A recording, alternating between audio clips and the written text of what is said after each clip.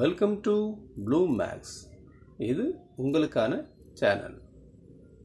இந்த வீடியோவில் நம்ம பார்க்க போகிறது என்னென்னு பார்த்தோம்னா, காம்ப்ளெக்ஸ் அனலைசிஸில் ரொம்ப இம்பார்ட்டண்டான மல்டிபிள் சாய்ஸ் கொஸ்டின் தான் பார்க்க போகிறோம். ஸோ ஃபஸ்ட்டு கொஸ்டின் பார்த்தீங்கன்னா, அந்த நம்பர் √2 e⁻i⁻ கொடுத்துருக்காங்க.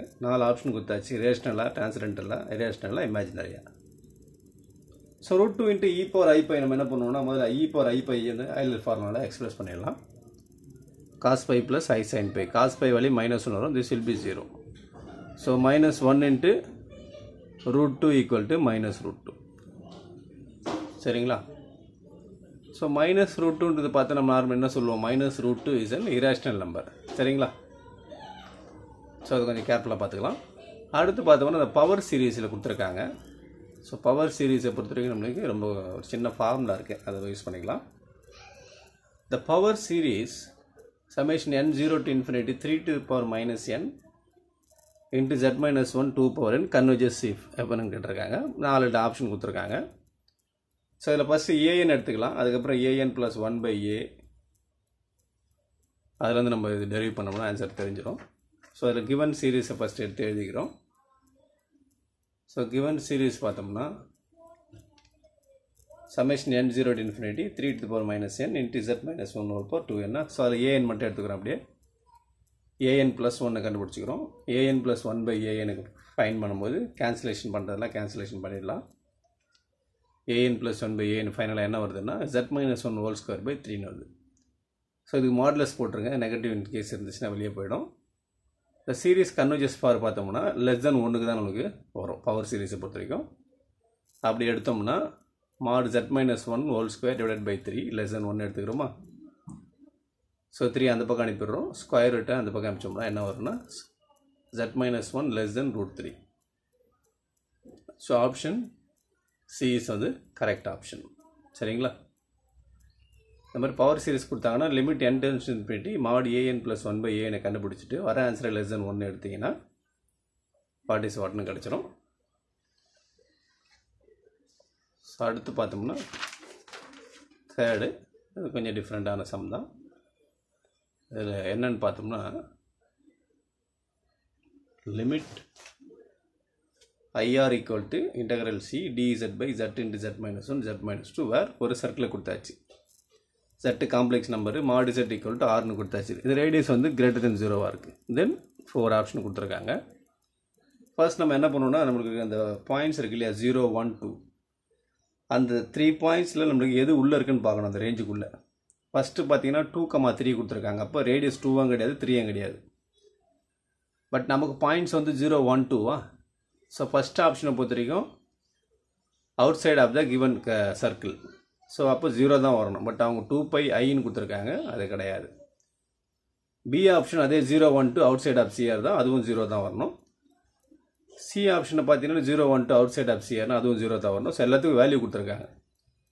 இதில் டி ஆப்ஷன் பார்த்தீங்கன்னா இன்டகிரேஷன் r ஈக்குவல் டு 0 கொடுத்துருக்காங்க. வேற r > 3. கரெக்டு தானே? அந்த பாயிண்ட்ஸ் வந்து outer side of the circle வந்துட்டா இன்டகிரேஷனில் என்ன வரும், கிவன் இன்டகிரேஷன் நம்மளுக்கு 0 ஆகிடும் இல்லையா? So integral IR equal to 0, that is option D is a perfect one. சரிங்களா? அது கேர்ஃபுல்லாக பாருங்க. நெக்ஸ்ட் அதே மாதிரி ஃபோர்த்து சம். ஃபோர்த்து அகைன் ஒரு பவர் சீரீஸ் தான். இந்த சம்மை பார்த்துங்க. என்னென்னா லாஸ்ட் போட்ட சம்மர் தான் இதுவும். இந்த செகண்ட் ப்ராப்ளத்தை ரெஃபர் பண்ணிங்க. இதில் ஆப்ஷன் என்ன வரும்னா டி தான் நம்மளுக்கு வந்து பர்ஃபெக்டான ஆப்ஷனாக வரும். செகண்ட் ப்ராப்ளம் மாதிரி தான் இது, அதே மாதிரி பார்த்துங்க. ஃபிஃப்த்து பார்த்தோம்னா இதில் y from closed interval 0,1 tends to C. Mapping வந்து ஒயிலேருந்து 0,1 to காம்ப்ளெக்ஸ் போது இஸ் க்ளோஸ் டு ரெக்டிஃபையபிள் கர்வாக இருக்குது. A is not in y. Then 1/2πi integration dz by z minus a is வாட்னு கேட்டிருக்காங்க. First option an integer, second rational, C real number, D வந்து complex. இதுக்கு ஆன்சரே பார்த்தீங்கன்னா என்ன வரும்னா ஒன்லி 1 தான் வரும். கரெக்டாக? கோஷ் இன்டெக்ரல் ஃபார்முலா பேஸ் பண்ணி. ஸோ 1 அப்போ என்ன பண்ணுறோன்னா அவங்க கொடுத்துருக்கிற ரேஞ்ச் 0 to 1 தான் கொடுத்துருக்காங்க. It's an integer. So that option A is correct. அதுக்கப்புறமா 6th residue formula. the residue of pi of z by z minus a whole power n at z equal to a.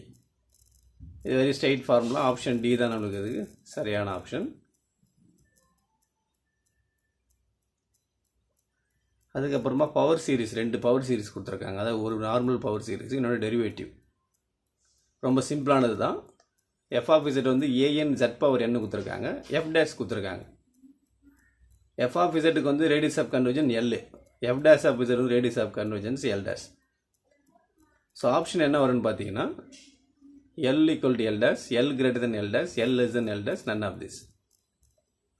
So இதில் option பார்த்தோம்னா நம்மளுக்கு ஏ தான் பர்ஃபெக்டான option. ஏன்னா அந்த power சீரிஸ்க்கு அதான் வரும், டெரிவேட்டிவ்க்கும் அதே தான் நம்மளுக்கு ரேடியஸ் ஆஃப் கன்வர்ஜன்ஸ் வரும்.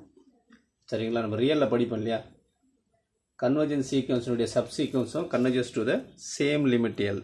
அந்த மாதிரி தான் இது கான்செப்ட். நம்மளுக்கு எஃப் ஆஃப் இசட்டுக்கு எல் வருது, எஃப் டேஷ் இசட்டுக்கு எல் டேஷ்னா ரெண்டுமே நம்மளுக்கு சேமாக தான் இருக்கும். ஸோ நெக்ஸ்ட் கொஸ்டின் மூவ் பண்ணிக்கலாம். 8th கொஸ்டினை பார்த்தோம்னா மொராரஸ் தியரத்தை எப்படி கொடுத்துருக்காங்க, கரெக்டுங்களா? If f of z is analytic in a simple connected domain D, then for every simple closed path C in D is ஒன்றுமே இல்லை, ஃபஸ்ட் ஆப்ஷன் தான் நம்மளுக்கு சரியான ஆப்ஷன். மொராரஸ் தேரம், அதனுடைய கான்வர்ஸ் கோஷிஸ் தேரம் வரும் இல்லையா. ஸோ இதில் வந்து integral over f of z d z வந்து 0 வந்துடும். அதுதான் நமக்கு சரியான ஆப்ஷன். நெக்ஸ்ட் ஒரு ஃபங்க்ஷன் டிஃபரன்ஷியபிளாக இல்லையான்ற ஃபங்க்ஷன், பை த டெஃபினேஷன் ரொம்ப சிம்பிள். மாட் z ஸ்கொயர் ஞாபகம் வச்சுங்க, எப்பவுமே வந்து நம்மளுக்கு அனாலிட்டிக் ஆகாது. சரிங்களா? நோ எவ்ரிவேர் அனாலிட்டிக் வராது, அனாலிட்டிக் அட் z 0 வராது, நோவேர் அனாலிட்டிக். ஒரு simple definition of the analytic function. அதுக்கப்புறம் 10th பார்த்தோம்னா போலை பற்றி கொடுத்துருக்காங்க. ஆக்சுவலாக இது வந்து ஸ்டாண்டர்டான டெஃபினேஷன். இது f of z is analytic and has a pole at z equal to z naught. போல்னு என்ன தெரியும், ஆக்சுவலாக இன்ஃபினிட்டி வரணும் நம்மளுக்கு. ஸோ ஆப்ஷன் சி பார்த்தீங்கன்னா it's a perfect one. mod of f of z equal to infinity as z tends to z naught. And also 11th ஒரு சிம்பிளான problem. The polynomial f of z கொடுத்தாச்சு, 2z plus 6z cube has a pole of 5th order at infinity, pole of 3rd order at infinity, pole of 2nd order at infinity, pole of 1st order at infinity. So ரெண்டு தான் நமக்கு குழப்பத்துக்கான வாய்ப்பு. அதாவது ஃபஸ்ட்டா தேர்டா, இந்த highest degree third தான் நம்மளுக்கு. So option என்ன வரும் பார்த்தீங்கன்னா B is a perfect option. Okay, அடுத்து 12th கொஸ்டின் பார்த்தோம்னா இது ரொம்ப இம்பார்ட்டண்டான ஒரு இது. ஏன்னா நமக்கு லாரன்ஸ் சீரீஸில் சம்ஸ் வந்து கண்டிப்பாக வரும். லாரன்ஸ் சீரீஸ் நம்மளுக்கு அந்த டேர்ம்ஸ் இருக்கு இல்லையா, லாரன்ஸ் சீரீஸ்னுடைய formula regular part principal part. Regular பார்ட்னா இசட் வந்து நார்மலாக இருக்கும் பவர். சிங்குலர் அதாவது பிரின்சிபல் பார்ட்னா இசட் வந்து நெகட்டிவில் வரும் பவரில் உங்களுக்கு. ஸோ அதை பேஸ் பண்ணி தான் நம்மளுக்கு கொடுத்துருக்காங்க. அதாவது லாரன்ஸ் சீரீஸில் பிரின்சிபல் பார்ட் இல்லைன்னா இட்ஸ் ஏ ரிமூவபிள் சிங்குலாரிட்டி. சரிங்களா? அதில் இன்ஃபினைட் நம்பர் ஆஃப் இல்லை கொஞ்சம் டேர்ம் இருந்தாலும் அது வந்து an essential singularity. Okay, so if z is equal to a is an isolated singularity of f கொடுத்தாச்சு. It's Lawrence expansion in annular a, 0, r. Also if an வந்து கண்டிப்பாக 0 இல்லைன்றாங்க. அப்போ for infinitely many negative integers. அப்போ என்ன அர்த்தம், இந்த இதில் negative வந்துச்சுன்னா உங்களுக்கு இசட் பவர் நெகட்டிவ் வருது இல்லையா. அப்போ அதில் இன்ஃபைனைட் நம்பர் ஆஃப் டேர்ம்ஸ் இருக்குன்னா it is a principal part present. whenever principal part of the Lorentz series present na, it is a no doubtful and essential singularity. Principal part எதுமே இல்லைன்னா அது removable. அதில் at least ஒன்று term நிறைய இருந்தாலும் என்னது அது எசென்ஷியல். அதாவது essential part of the principal part. Essential part இருந்துச்சுன்னா அதில் எசென்ஷியல் சிங்குலாரிட்டி அப்படி ஞாபகம் வச்சிங்க. So option C is a perfect one. 13th பார்த்தோம்னா if gamma is a closed rectifiable curve. இது அடிக்கடி கேட்குறது இண்டெக்ஸ் ஆகும் அப்படி கேட்பாங்க நம்மளுக்கு. If gamma is a closed rectifiable curve in C, then for a not belongs to gamma. the index of gamma with respect to point A is, it's very simple. ஃபார்மேட்டை மட்டும் கொஞ்சம் மாற்றி கொடுத்துருக்காங்க. கோஷி இன்டெக்ரல் ஃபார்முலா போடுவோம் இல்லையா, அந்த formula தான் கொடுத்துருக்காங்க. Right, கரெக்டாக கண்டுபிடிச்சிட்டிங்க. அந்த பி தான் வரும். அதில் என்ன வரும் உங்களுக்கு 1/z - aன்னு வரும். இயர் எஃப் ஆஃப் z வந்து 1ன்னு வந்துடும். இவங்க இன்வெர்ஸில் கொடுத்துருக்காங்க. ஜஸ்ட்டாக நம்மளை ஒரு சின்ன ஒரு கன்ஃபியூஸ் பண்ணுறதுக்கு. But we are not getting confused இல்லையானா கோஷி இன்டெக்ரல் ஃபார்முலா அடிக்கடி கேட்குற வேல்யூஸ் இதில் அப்படியே கொடுத்துருக்காங்க. ஸோ ஆப்ஷன் பி தான் கரெக்டான ஆப்ஷன். ஸோ நெக்ஸ்ட்டு பார்த்தோம்னா இதில் 14th, இது வெரி இம்பார்ட்டன்ட். ஏன்னா இதில் வந்து நம்மளுக்கு ஆல்மோஸ்ட் ஒரு 4 சம்மு கேட்குற மாதிரி உங்களுக்கு இதில் வரும். சரிங்களா, அதனால் கொஞ்சம் இது கேர்ஃபுல்லாக பார்த்துங்க. என்னென்னு பார்த்தோம்னா, if f of z is analytic within a circle C given by z minus a equal to r, ஒரு சர்க்கிள் கொடுத்தாச்சு. அண்ட் இஃப் அந்த சர்க்கிளோட மேக்ஸிமம் வேல்யூ உள்ளே இருக்காது, பவுண்டரியில் தான் இருக்கும் இல்லையா, எவ்வளோன்னா mod f of z less than or equal to m on c. Then nth derivative of mod a என்ன கேட்குறாங்க, இதுவா. ஸோ ஃபஸ்ட் நம்ம we know that Cauchy integral ஃபார்முலாவோட nth ஆர்டர் டெரிவேட்டிவ் ஃபார்முலா எழுதிக்கலாம். ஃபஸ்ட்டு எழுதிருக்கும் பாருங்கள். இந்த ஃபார்முலா நம்மளுக்கு சம் போட்டுக்கு ரொம்ப யூஸ்ஃபுல்லாக இருக்கும். அதனால் f nth derivative of a equal to n factorial by 2pi i integral over c f of z by z minus a whole power n plus 1 dz. But ஆன்சரில் நம்மளுக்கு கொஸ்டினில் mod fn power a மாடு கொடுத்துருக்காங்க இல்லையா. So we take both side modulus. நார்மலாக integration ஃபங்க்ஷனுக்கு வெளியில் இருக்கிற modulus உள்ளே போச்சுன்னா இங்கே லெஸ் தென் ஆகிடும். அப்போ மாடுலஸை தனித்தனி ஸ்ப்ளிட் அப் பண்ணி கொடுத்துட்றோம். அதுக்கப்புறம் 2pi i mod 2pi i mod i போட்டால் 1 ஆகிடும். n factorial by 2pi m by இதுக்கு mod f of z value கொடுத்துருக்காங்க, m கொடுத்தாச்சு, அதை போட்டாச்சு. z minus a என்றது என்னது, mod z minus a capital R. So whole power n plus 1. மிச்சம் இருக்கிற இந்த கர்வ் 0 to 2pi சர்க்கிள் தானே, அதனால் 0 to 2pi mod dz என்ன வரும்னு பார்த்தீங்கன்னா லென்த்து தானே ஆச்சுங்களா. லென்த்து கர்வுடைய லென்த் என்ன வரும், perimeter of the circle. Perimeter of the circle நம்மளுக்கு தெரியும் 2pi r தானே. 2pi r இப்போ கேபிட்டல் R போட்டுடுறோம், பிகாஸ் அட்ஸ் ரேடியஸ் r.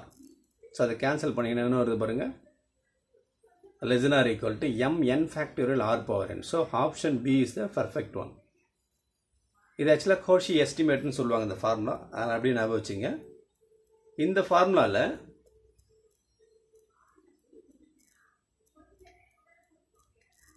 என்னுக்கு பதிலாக 1 கொடுத்தீங்கன்னா என்ன வரும் பார்த்தீங்கன்னா right hand side become constant வந்துடுமா.